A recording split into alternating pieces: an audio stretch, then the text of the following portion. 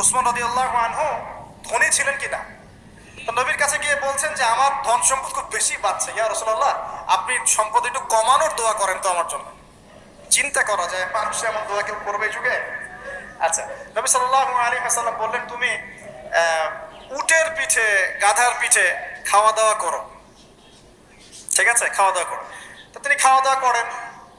এখন কয়দিন বলতে কতদিন আল্লাহ ভালো জানেন, তিনি এসে বলছেন ইয়া রাসূলুল্লাহ আমার তো সম্পদ আরো আগের চেয়ে বাড়তেছে দেখি, আপনি কি দোয়া করলেন? সম্পদ তো আরো বাড়া শুরু করেছে এখন। তখন তিনি বলছেন যে তুমি যখন খাও তখন তোমার হাত থেকে যদি খাবার পড়ে যায় তুমি কি করো? তখন তিনি বলেছেন আমি আমার হাত থেকে খাবার যদি পড়ে যায়, একটা দানাও যদি পড়ে যায়, আমি উটের পিঠ থেকে নেমে সেই খাবারটাকে তুলে পরিষ্কার করে তারপর খাই। উসমান রাদিয়াল্লাহু আনহু এত ধনী মানুষ, তিনি প্রতি বেলায় 100 মানুষকে খাওয়াতে পারেন, কোনো সমস্যা নাই। তিনি একাই তাবুকের যুদ্ধে 30,000 সৈন্যের দায়িত্ব নিয়েছেন।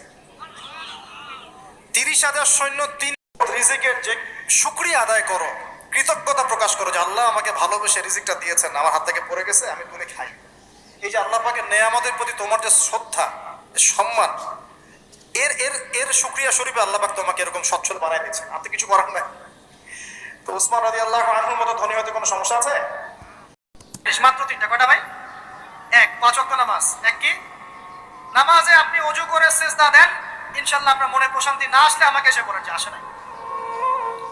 চোখের পানি, মনের আবেগ যা আছে আপনার ভিতরে, কষ্ট, দুঃখ, যন্ত্রণা সব আল্লাহকে ঢেলে দিবেন ইনশাআল্লাহ।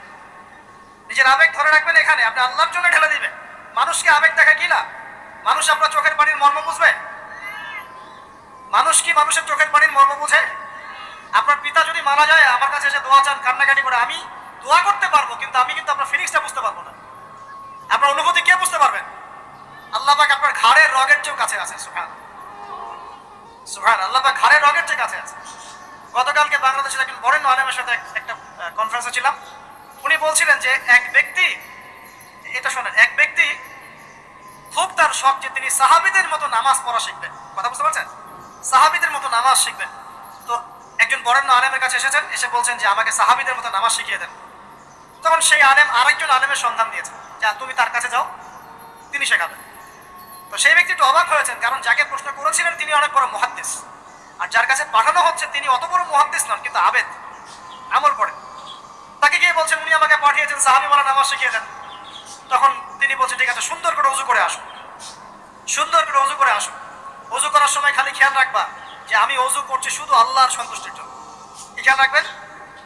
ওযু করছি শুধু আল্লাহকে রাজি খুশি করার জন্য ওযু করছে, আর কোনো উদ্দেশ্য নয় আমার। ওযু করতে যাচ্ছে তিনি আবার বলছেন দাঁড়াও, শুধু আল্লাহকে রাজি খুশি করার জন্য ওযু করো। আবার শুরু করছেন, আবার বলছেন শোনো, শুধু আল্লাহকে রাজি খুশি করার জন্য ওযু করো। এভাবে বলতেই আছেন, নামাজে দাঁড়িয়ে আছেন, দাঁড়ানোর আগে বলছেন শোনো, শুধু আল্লাহকে রাজি খুশি করার জন্য নামাজ পড়ো।